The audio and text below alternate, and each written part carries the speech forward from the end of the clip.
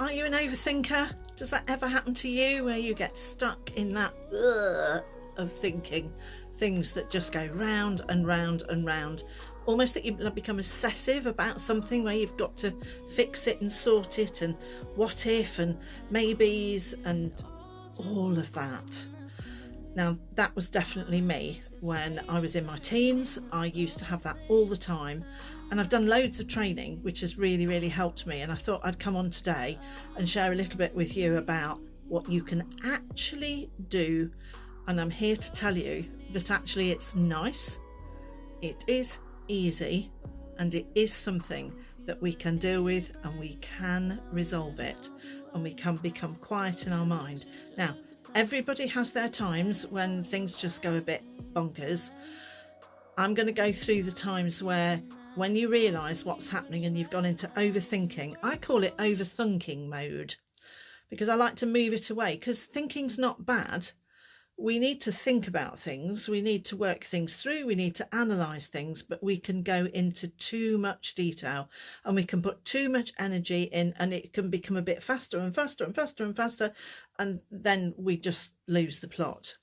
So when I did my NLP training with Richard Bandler, he said a fantastic thing, which is that one of the things you can do is just tell your brain to shut the up.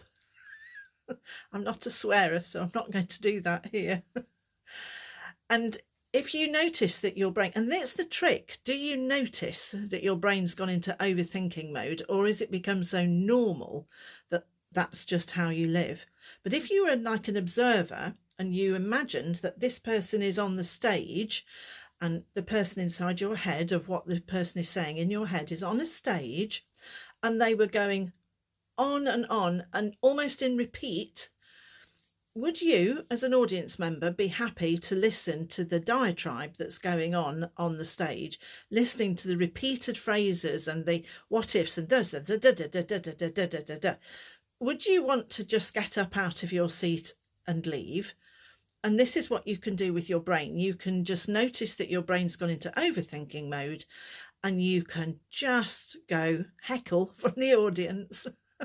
Shut that up and breathe. Now, I like to do it in a nice, easy way. I think instead of telling your brain to shut up, which is a brilliant technique, follow it up with and do something else. Because very often if somebody tells you not to do something, you want to do it even more. So if you can actually go, I'm going to just be quiet, brain, be quiet. You can talk to your brain. It's not you. It's a part of your body. It's not you. I didn't know that when I did all my experiences and my learnings from years past. I think I thought I was my brain, and I was almost like a victim of my brain. And now I see that we can do something, and this is so effective.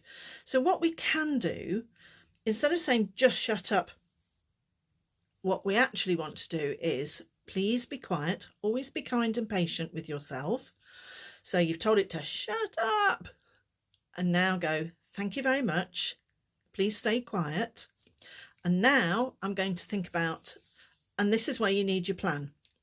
You need to think about, and I do it in threes, 3 things that you absolutely love or quite like, absolutely love or quite like in your life. So that could be a particular meal that you like, it could be an item of clothing, it could be your bed.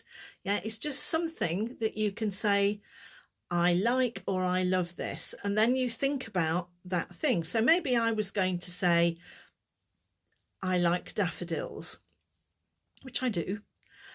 Then you could just think about a daffodil.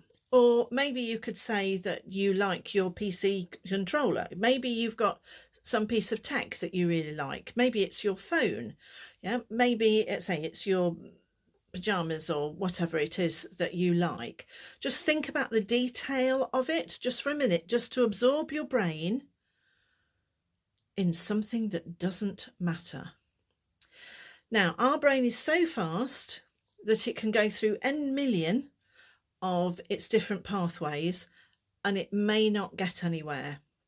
But if you're able to, and this is why it's almost like a trick, step out of the chaos, step into, I like this, or I love that, your central nervous system, your neurology, everything is going to calm down. And as you calm down and your brain isn't in that overactive thinking mode where your energy is too high, you can then start to go, okay, so now I can come to a creative solution. Or you could choose to go, that's it, I'm not going to think about this now for a while. Go and make yourself a cup of tea, or go and have a walk, or do some marching on the spot, or listen to some music or whatever, and come back to it, even if it's only 10 minutes later, and go, right. And this is my extra hint. Give yourself three minutes to go through the thinking, and after that go, thank you very much, brain. I've gone through all the pathways that I could think of, and I actually can't think of anything else, because your brain, it's in fog mode after it's been doing thinking for so long.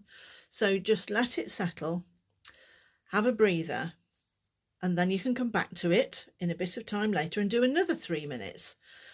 Otherwise, you are in this repetitive loop. I know, I have been there.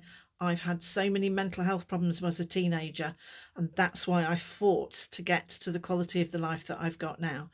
So we're just going to notice that you are thinking and overthinking. Tell your brain that's enough, however you want to do it.